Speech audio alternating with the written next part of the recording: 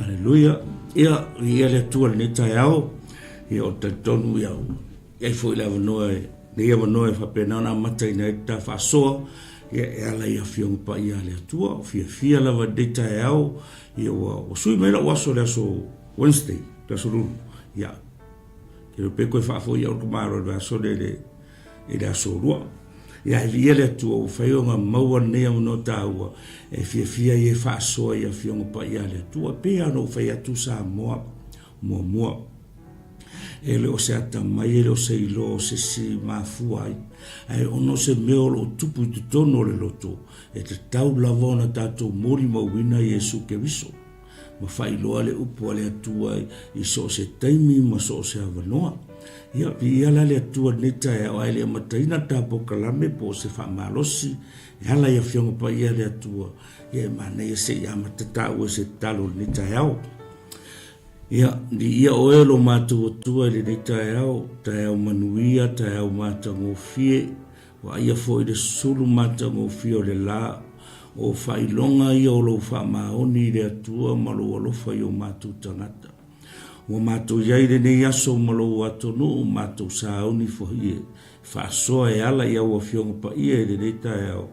Ia e wala au atu e ala le soasoani o lo lava mana, e whaamatala ina i o mātou loto o fionga.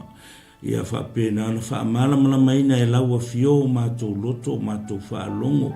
Whaalelea e oene nei po kalame i le mātou ngō fia o lo mana Yesu.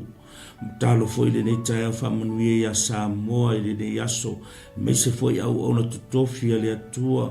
Mana tua nei o mātou tua a sina.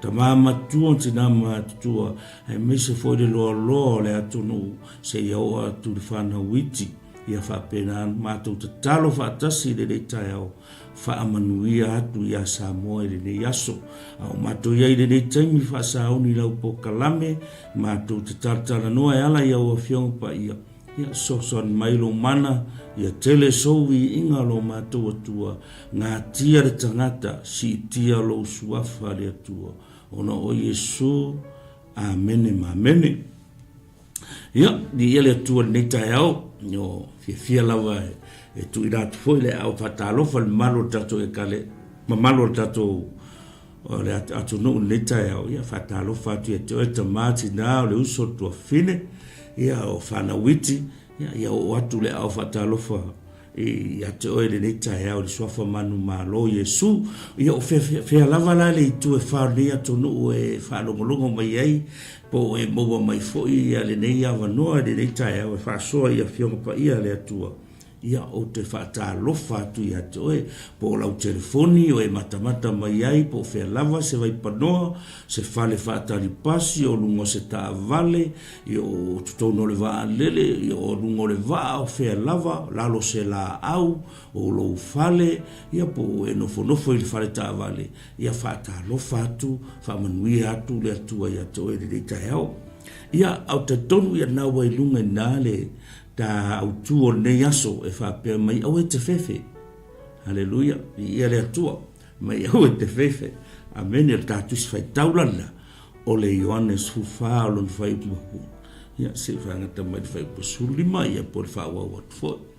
Ia le atua. Ma nei na autua nei aso. Aua e te fefe. Ia lupo e fefe ngai kai.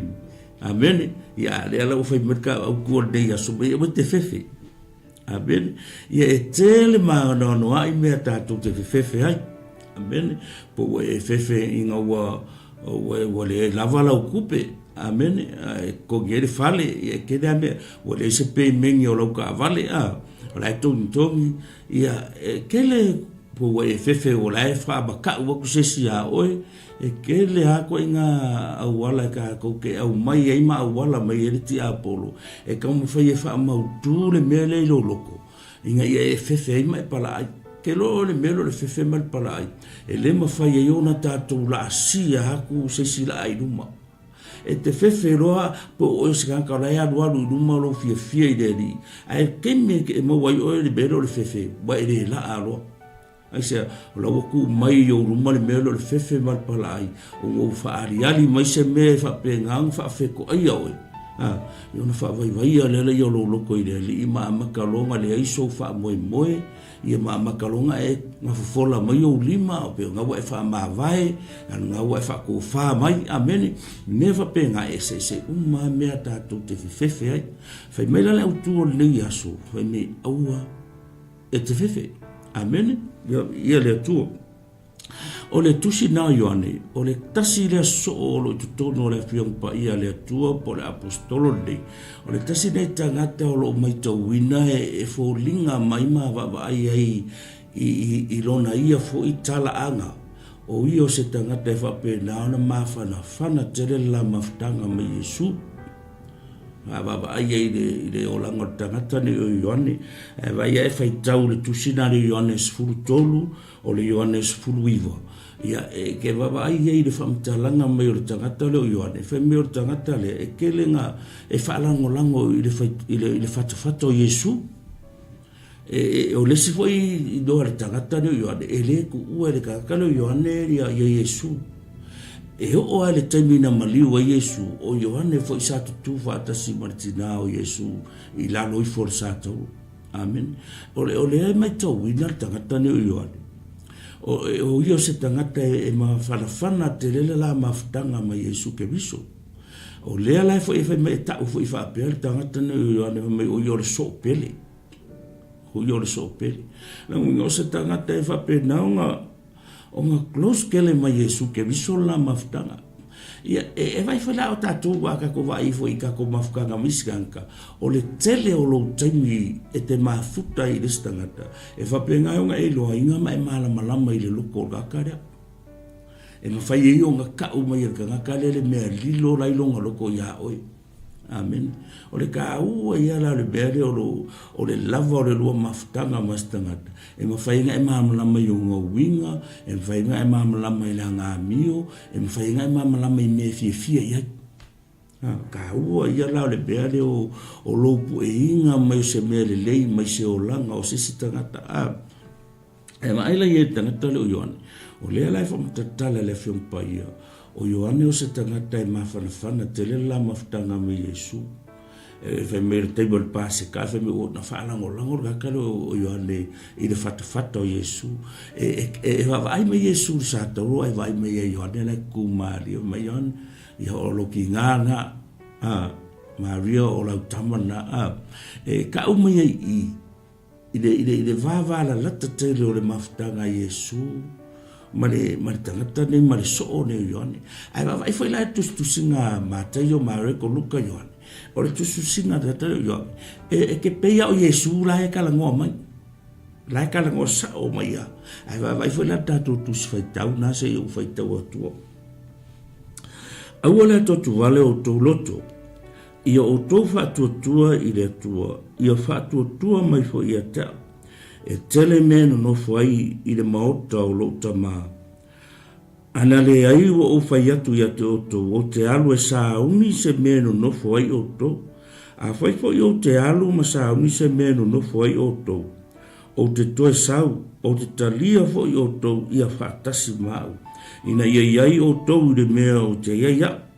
Ua oto i loa le mea o te alu iai, ua oto i loa fai le ala. Ua fai mai toma ia te ia le ari ie, ma tute le iloa le mea te maliu atu iai, ma tute mawhai wha pewhea, ona iloa le ala. O whetale atu Yesu ia te ia, o au nei o le ala, i le upumoni ma le ola, e rea loa tu lava se tasi tama, pe a le ui mai e tau, ana iloa e o tau au, po ua iloa fo e o tau lo tama, e amata nei fo i o nei loa o ia e o tau, tau te wa ai fo i a te ia. Ua fai mai Filipo i a te ia le ali ia e fai loa mai le tama i a te mātou, o na ngata ai leo o mātou manao. Ua whetara i atu Yesu i a te ia Filipo e, o lewa o na o iai a te o tau, ai tau te le i loa e au. O le wa ai mai te wa ai o ia le tama se afo ia te fai mai ai fai loa mai le tama ia te mato e te le tar tonu o au o tonu le tama fo i o tonu ia te au o upo te tau tala tu ai ia te oto o te le tau tala fua na wau, a o le tamā o lo nofo i te tonu i ate au, o ia lava na te whaia ana ngaruenga. Ia le atua. Mama ai i le tatal noa tangata le o Ioane po le apostolo le, po le soolnge o Yesu, o ia o se tangata e tau mai ai ana whetalenga, i ana tustusinga, o se tangata e makua wala lata lawa mai Yesu ke viso. Ai vai foi la le pito ai lunga mai fai mai aua le atua tu vale o taulotu. Pe ia o Yesu ke viso la wakala ngo sa o mai ya. Amen. Vele ngai sel mali o le so o le mo manga kuskusinga. Amen. Ale upula le pe o no fai atu e le tu dai fai mai aua e te fefe. O le upula sa fa pe na ona fa lotu tele ai ma fa ala e au Yesu ma fa amalosi au tu Yesu yo na so. O ngā wai loa Yesu, wa iei le mere i ko kongo loko so. Wa iei le mere o wha alawe lawe i da wari ia. Wa ia te ila atu le mere o le atu vale. Amen. O le kamale o atu vale, ma so, ma le fefe so, ma le pala ai so, ma le maukongo. E o so o ia ma le wha vai vai. Ma le vai vai lo le loto. Wa whako wha aloa. Amen. Ia ngau fola aloa lima. Tato wa iei le mere tala noa Yesu. Ono o le mai e aua le atua tu vale o tau loto ai au tau whātua i le atua ia whātua mai fo i ata o le mea langa le tala no Yesu onga o le taimi le tala no Yesu ma laua i loa e so o Yesu ke viso o le wanga i ngai a Yesu ina aluatu a ngai le sa taulo. Amen. Haleluia. Vai ia isa tal no Yesu le mata puna sfu tolu fai me wa mulu Yesu vai o no so. Ia ba fai loa fo Yesu le fa fitta Peter. Ma fa solo mai ia i le fola. I le fai me Yesu o ia o le ala i le tama. O ida. O le ngai loa Yesu ke riso. O so o ia te ila tole melo le ato vale. Amen. O ia te ila tole atu vale. O le langa fa malo si au wa Yesu ke riso matala no Yesu e fa malo si loto le uso. Ia wangi fefeses. Ia wangi pala aises. Awa fo ila o le nga ku a kolo la tu tari tonunga ia Yesu ke riso ma fa ku ia. A le wo fa longo ku. O le la halu Yesu ke riso. E fa penga fo ila tato a o nginga le ai se tangata ka ko fa ku ai ma tato fa moi ai va ko le se ka ma le ainga wa mie de tua va ko le se ki ga le ainga wa mie de tua mo a makai o ga e va fa i vai lo loto e fa penga o mala le mele o wa i lo eso o Yesu o le anga nga ia ku Yesu malu nga fio la ai ku lo la ko o le la tal no Yesu so mai aua tu te atu vale o tau loto. Ia o tau whātua i rea tua. Ia whātua mai fo i eta. Amen. O le hale uinga o whetalenga Yesu, kari kongu i rea tua. Kari kongu mai hao. Lengo uinga, o ke le ko ulafua ia o kou. O ke iai ate o tau. E le se me ko ke popole e fua. Vele fei poe mai e tele meno no fuai i le mahota o lo tama. Ana le ai. O te whai atu ia te oto o te alo sauni se mea no nofo ai oto. Amen. O ke engongofo aso o i le maru. Engongofo aso o mga lulue Yesu maunga so. Alo o whaalo ko kele e Yesu ngo so mai o le langi. O lau o manga penga mo o ko. O le manguia. O lau o saungi mai ma o ko. O angi me ko kupu me o awa ko ke pupole. Me tele mea e no nofo e o tau le mau tau lo tama. Mesu, anga le ase bea, se mangua o whai aku au koko ke aruk sao. Ngina nguminga, e a fio mai ai Yesu ma whaila na ngā ruenga, ua lewa ngā kāpenga Yesu mea ia, mo le manguia o leo so. Amen, mo le manguia o oe, manguia o au, mo uma o kāpenga Yesu ke viso. A o le mea le manga o Yesu iso, o le whaatua tua. Me Yesu ia o tau whaatua tua mai e tau. Whakokua tamai, whakokua mai fo i kia. Amen. Halleluja. Nei ala le mea na tato te wawai ei a. Pepe Yesu, a whai foi o te alu wa sauni se mea no no foi o tau. O te toe sau, o te talia foi o tau whaatasi mao.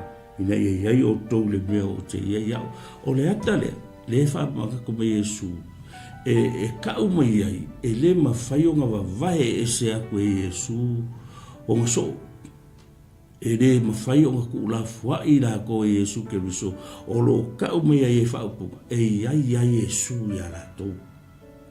O lea lava e maafuka ma la tou, me Iesu a walu foi o ke koe saule ngonga, e le ngalo, ia Iesu so, e manga kua pe Iesu so, o le si melele, o manga ka penga le langi mo la kou, pe mele maota o lo ta maa mo la kou, e o foi la ia oe, e o foi a ka kou, o le tātou te ngāru lue e le whida ngaro le atua, e kero e laua o monga sa akari mairo manguia, amen. Lau mang ka penga e le atua lo manguia, ke manguia pe a uma lau o ngangare ke whaire kai mire ke olai, amen. E o foi lai so Iesu ke miso ka ko umangi o whaanga o le atua o kalia Iesu e whai mali wa whaola, o lo e ngalue te temine na e le manguia lai whaakari mai, amen. Aleluia. Ai whai mai lai mea le whaalo te le Iesu i o ka so, mai aua tu te atu wale. O le kele lao tātou, e la vea kele le kamare o le fefe ma le atu wale. Ku kupu longi mea, ku kupu mangi fese se inga, ia le waka ko iei ngei kai me o taua o misa. O fe vai haere la lulangi e wawa ai atu i mea lo ku kupu. Ngā le paua le mea wala kalaka mai au, ia ua fefe riska ngaka. Ua le mau kongu riska ngaka, ai kei roe, le bere fai mai e Iesu i ona so. Ia mai, aua tu te atu wale whaatua, ia o tau whaatua i le atua, ia whaatua mai fo e te. O le anmea, o lo karikonguinga le o le atua, o lo kuwaku le i le atua, o lo karikongunga ako. Amen. Ia whaipe tolu mai la. Awa foi o te aru e sauni se mea no foi o tau, o te toe sau, o te talia foi o tau whaatasi mau. Ina ia iai o tau i le mea, e iai Iesu ke miso. Amen. Aleluia. O e loa o lea tātou te whaatali i le taime e a fio ai Iesu ke miso matalia ai tātou e Iesu ke miso i lona manuia. Amen. Papenga umale haka le ka o Iesu i o goso. Amen. Lele whai mai mea. Inga iai o tau whaatasi mau. Lango wing ole atar na tau mai ai e le o kula fo i Iesu na tangata e le kula fo i Iesu o so o lai manga kua le Iesu o so alu saungi mea o sa ko eva. Amen. Hallelujah. E lola e fa pe nga fo ka ua o le ta te fa tali le to e fio bo yo Iesu ke miso e sa wa Iesu e ala ko sa o nga e kale si sa ya oe sau ia oele ke whaia ni whiga ngaro le atua. Sau ia kako. Amen. A lele me kaunga ko whaia. Ia tātou tū mau i le whaatua tua. Le whai mai e Iesu ia i ona so. Whaatua tua i le atua. Ako kua mai whai te. Amen. Whai pue whaa. Mai ua o tau i loa le mea o te alu iai. Ua o tau i loa le mea o te alu iai. O tau ilo fo i le ala, o whai mai tō mai a te alea li ie, mā tūte le iloa le mea te maliu atu iai, mā tūte iloa whapewhea, o whetara atu Iesu i a te o au nei, o le ala, i le upumoni ma le ola, a ngia i o le mea le utala noa Iesu i ona so. E umanga whamakala ku Iesu, e mai kala la kale o toma, e mai whamako ke iloa whapewhea le ala. Ai vai o i le bere fai bei su mai su o le ala. Le vai nga mafuka e le loe ai ko ma o Iesu o le ala. Me Iesu o le ala i le upumoni ma le ola. O nga wingo Iesu le ala, o Iesu le upumoni, o Iesu le ola. Amen. Al me mangai ala, o Iesu le ala. Tātou te o atu ai le tama. Me Iesu ele ma fai o ngā alu sisi le tama. Pe ale ui mai a taulanga winga o Iesu le whaitu toa lea o Iesu le ala lea tātou te a ngai umai ai. Ua lava le maliu o Iesu le toto o Iesu ke riso ea e maa ngalo i lea ngasala. Amen. E whaama mai na i tātou. Amen. I le sa tauro o Iesu ke riso. E ka lie tangata soifua uma o i o le ala i le upumoni ma le ola. o ia o le ala i le tamā. Amene. Ma ngia lani mea le whailo Iesu ia ato. Ma ia e loa i sa moa ma tātou toi whawhangu mai a tātou. Ia e loa o Iesu le ala. A e fia manuia o Iesu le ala. Amene. A e fia ola o Iesu le ala. A fia kelengi au kupe o Iesu le ala. Amene. Aleluia. A fia maua le malolonga o Iesu le ala. O Iesu le whaitoa. Amene. O Iesu le ala e whapenga o ngā kako ui umatuai. O ia o le whaitoa ile alu e tama. O le whaitoa ile malo le atua. Amen. E lengo ngala e kele ia o ngai nei ona po ma kele me whaasala vei o lumai ma nei a toi whaamanatu mo e le whiauni. Amen. Ia eiloa o Iesu le ala i le upu moni ma le ola. O le ala le kele o ngisi mea koe whaasala vei o luma ma koe whaamangaku mai ngisi au aonga. Ia makua mausali ma keu ko loko mo tātou loto. O Iesu o le ala i le upu moni ma le ola. E le mawhai on koe me sea le mea ngama oi. Ia e ka ofi mawai o Iesu o le ala i le umoni ma le ola. Amene. Le ala e whamakala e Iesu ia toma. Ma Iesu. Mai ko a whai lo mai le. O ngaka leo mako mangao. Nanga winga. O ngaka mako mangao mako kere koe whai. Leo mako loa loi ngā. Ai ma Iesu o hao. O hao o le ala. I le upumoni ma le ola, e le mawhai lavona luatu se tasi le taba. Pe a le hui mai atea. Amen. Aleluia. Ia e lola. O le keimini e. E ka kawanga e talia Iesu e whai baalii ma whaaola i lo olanga. Amen. E te tau ona e talia o ia o le upumoni, o ia o le ala, o ia o le ala i le whaitutoa, o ia le ala i le tama. A e kako le talia ala Iesu. Ia o kako baba ai le ia fitalinga le Iesu. Le wa ia failo mai le ala ia kako. Le wa ia failo ia ko mami o le ala tama. Faila e le kali ia ta tou le ala. E fa fela o i tama. Amene. Ia le tua. Mai ana i loe o tou au. Po o i loa fo e o tou tama. E amate nei ona i loe o ia e o tou. Tou te wa ai fo ia te ia. Kalala Filipo o fai me Filipo ia te ireali e fai lo mai tama ia te mato o nanga tai leo mato mana fai poiva fai tala ia tu Iesu ia te ia Filipo o leva ono o ia te o tou a e tou te rei lo lava kasi le fesili tātou te baba ai e me Iesu ia Filipo o leva ono o ia te o tou a e tou te rei lo kasi le mea gako o ni kako e ale le mai ni me le mai sisi tangata a wa e re kai me misi ai ma uma ia e ke koi manga kua ngi o le ai vai ko kiki ale lo Filipo me le fe ai ke fisi de Filipo ai lo mai ona ngata ile o mato mana o me Iesu o feta ia tu Iesu a Filipo o leva ona o ia te to ai to te le lo o le ua wa ai mai ata ua wa ai o ie le tama. Ia kasi la lea me kaunga kako i mana malamai. O le whetalenga le Iesu meisu a wa ai mai se kia. Ia ua wa ai ia le tama. Ai sea o le ata le na e le ese le me whai Iesu ese me whai le tama. E le ese le a onga Iesu ese le a onga tama e kukusa le lei ai sea o Iesu na saume le tama. E le ese la se me mai Iesu ava ai me se ke o va ai fo tama ai sa o me mai e fai Iesu ke biso o me mai ron tama e le ai ya la se na ki kilo aku ya Iesu ke biso o e ti de tilo atu le fina ngalo le atua ai baba ai tu ya Iesu ke biso o le fina ngalo ngao le atua fai lo mai amen haleluya ya to sa fai pule sfurua mai e tali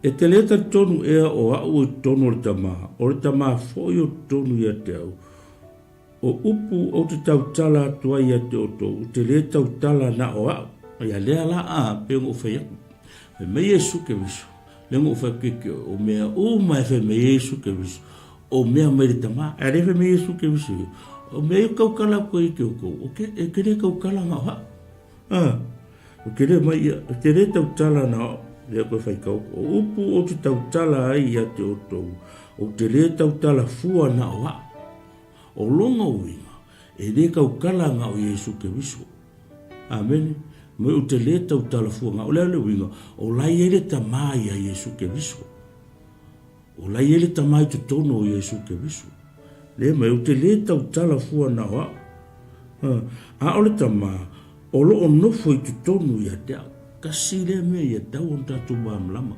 ke le o tangata wa upuleanga ia Yesu ke viso o isi ka ngaka wa ka whaalongo i ka unga o Yesu piwa maa sangia le ka unga o piwa o le ise hawa haiva ayo ia le whetala inga le whe me Yesu o le tama o le te tonu ia te mai o te male te tonu ia te male fai bai o upo o te tau tala atua ia te otou o te le tau tala fua na wa o le tama o lo o nofo i te tonu ia te ma vai o le bene a ua lai te tau mama ina le suafo Yesu pe te ulangia le suafo Yesu pe ke le ango i pe ke le fa alo le suafo ale amen ia e ava mai fa alo le ingoa le ia e iloa fai mai Yesu o le tama o lai te tonu ia te amen o mai o le tama o lai te tonu ia te ia aile ia i lai te tonu ia te o le tama o lo nofo i te tonu ia te o ia lava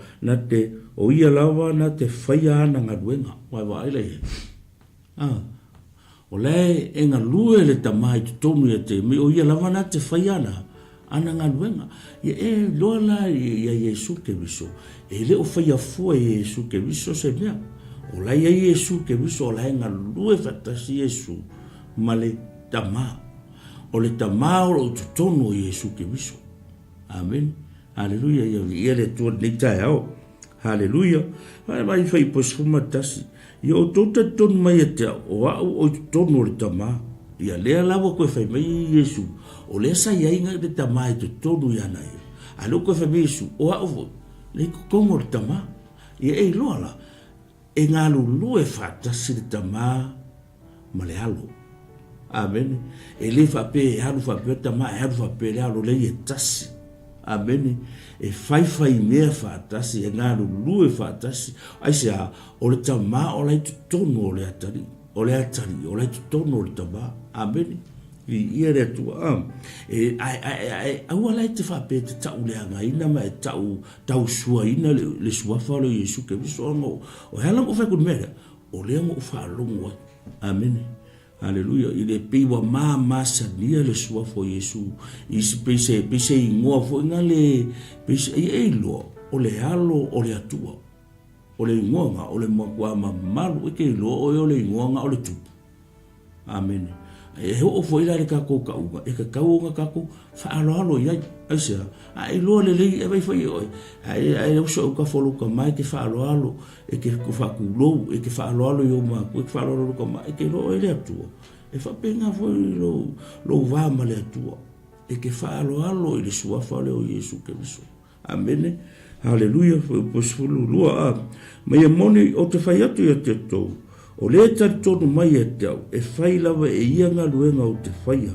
e ia resi fai mea e resi fai tau le am me Yesu ke viso o le tonu mai e tau o le ale me fai e ia ngā luenga i o te whaia o le tele la o tangata e fai mea tonu ia Yesu ke viso aere ngā lue amen e le fai ia ngā luenga ia e ngufu anga ia e le se pole a le fai mea Yesu ke viso o mea uma foi a Yesu e moni o te whai atu ia te otou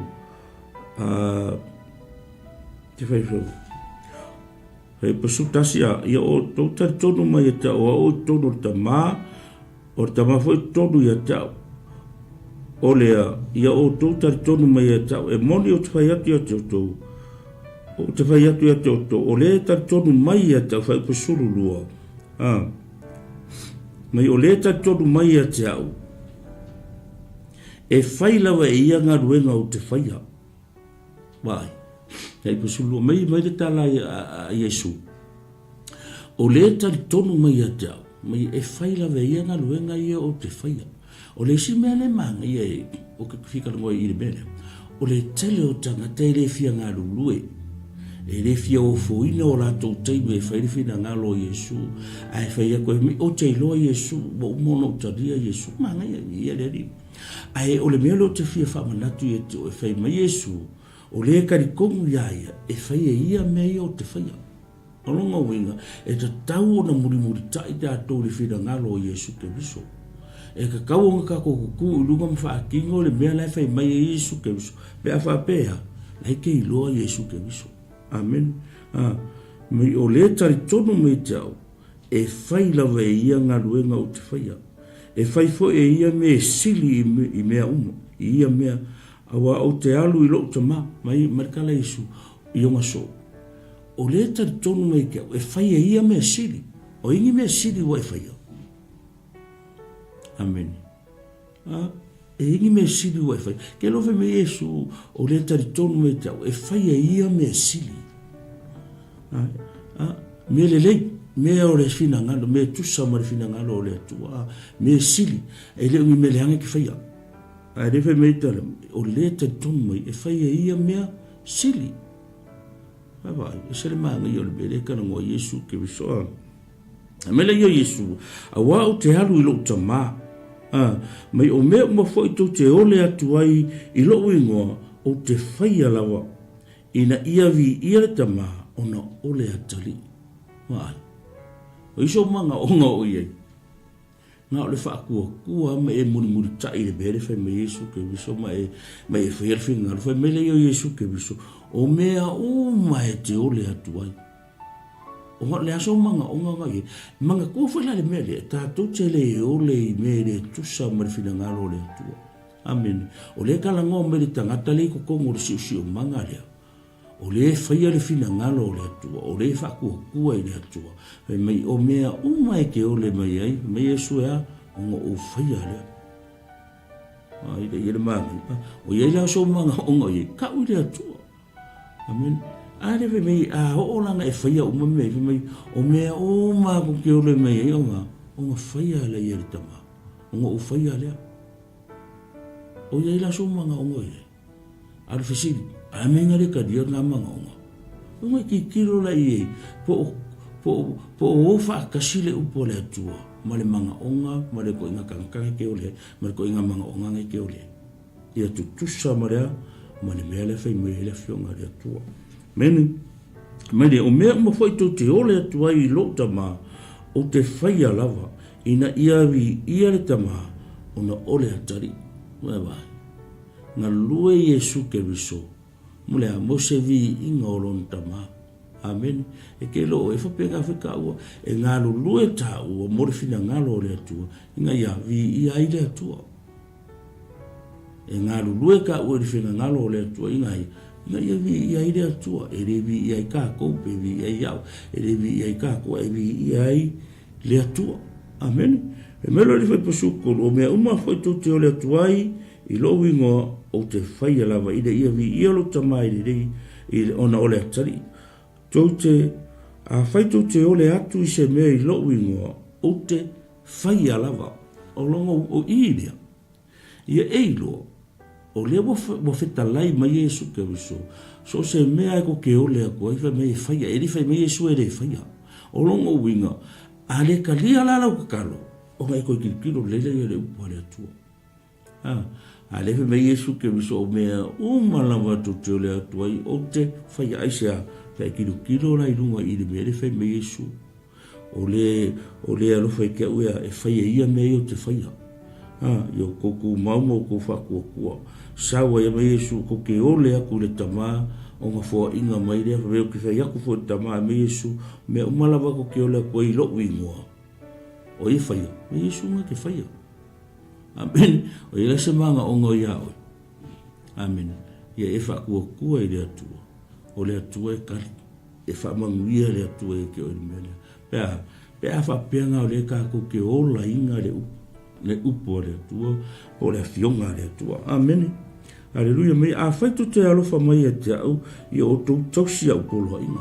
o le kasi foi la le me ka ko ke lo ai lo ka ko aro lo fai le tu o le ka ko wola inga o le upo le atua o le ka ko sava vali ai le finga ngalo o le atua pe ke fai mai la ka ke lo fai le atua ai le ka usia ka ko polo inga le atua le ngomi ngala e pe pelo tato e le ka usia ka ko isa e ma fai on ka ko fa pe mai upu e o lo fai le atua vi ia le atua ai ke le o la inga le finga ngalo o le atua i lo so fu mo lo o le pe pelo ka ko amen ai wala e so ko fe tawa tu a fai tau te alofa mai e tau ia o tau si mai au polo inga o te fai atu foi tama ona fo ina mai le ia te o tau le tasi sosoani ina ia tu mau pea o tau ia te au e wha awawau ai le maanga ia o le bele fai be Yesu Keriso ia fai pusufiku mai o ia lea o le anganga lea o le upu moni e le mawhai e le laulangi o talia o ia wa ua le wa aia o ia ua leilo foi o ia a o tou i loa au a wa e tu maupea ia te o tou e iai foi o ia te o tou i to tonu ia te o tou amen ne maanga ia lani mele fe mai Yesu Keriso i le fasfaitau le mai Yesu e le talia e le laulangi o ia langa e le wa aia ai ke lo le menga i fainga kai i loto tangata o le laulangi o kalia Yesu ke o kalia le anganga o le atua o ngai me e le o vaia a le kalango mai la ia o e le taritonu la kalango i so o la kari koku i le so ia Yesu Keriso la mai o le anga pele ko kongo o ko ai le kalia le laulangi na ngai le o vaia o amen ia fa penga foi la tatou temini o le ngau e talia Yesu o le ngau e ola inga di finga ngalo Yesu o i eile anganga pa i e tonu ia te oe amen aleluia ele eile se me koe o ngau e ngobo mana malama o iai a o le lalo langi e le umana malama i lato amen ia e lola o oe o le kanka mana malama amen o oe o le tangata o le tu o le kanka mana malama amen ia vi ele tu le taiao ia ona o le tatou taimi ai mana ia le fa maru si au mo tatou ne yaso ele aila se me to fa popole ina yo pe ko fa fefe ina yo aisa nei lunga le fetalenga Yesu mai o to fa tu mai te ile atu ia fa tu mai foi ta upule Yesu le fa malo si au yo so mai au ngi fefe ses la kele me ngo foi o to ile ma o to tama amen ele ela se me ko popole ses amen au eso i for kai mingi mai o la fina ngalo le atu ia fa lo ko kele ina o le lefe au ke fefe au te pala ai o la fa kali mai lo manuia ia ia le tu le ne tao fa manuia tele le tu le yaso sa mo i nga luenga fai mo e le tani ia le wo fai mai le upo le tu le tao mai au te fefe e vai fa tu i le tu ia e fa tu mai foi ta va bene Aleluia, ia whamanuia tele le atua sa mole ne yaso i le suafa Yesu. Amen.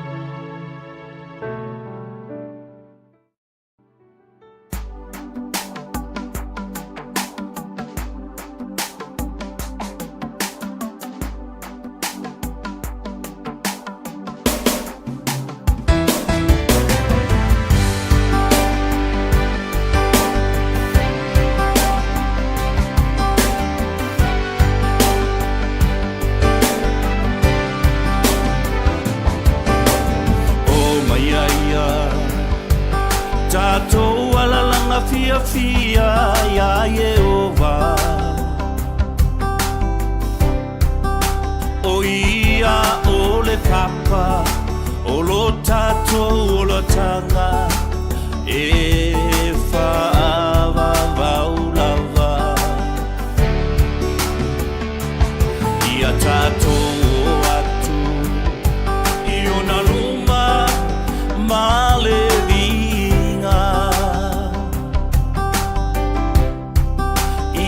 tātou avatu I le atua mamalu O vavenga ia tau atu Ia I folela Lo langi uma I le atua o atu maua Ngongoro mai le sami Mala au ia tau fai pati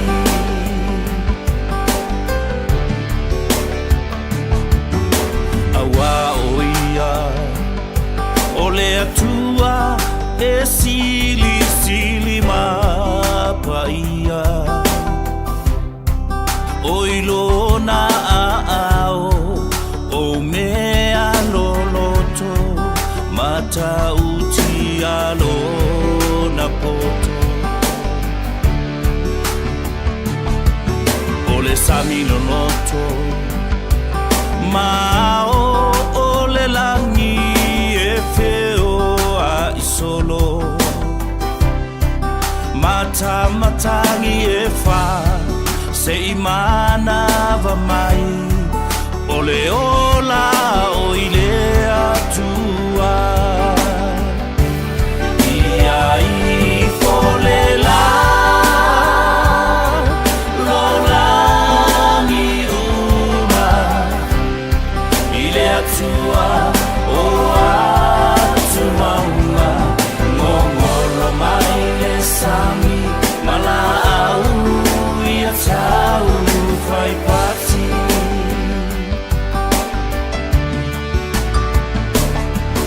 E whapupulaina E iova o e wa tau aso E whatutu saoina O e ua whanau no E alofa o ia malea mi o tō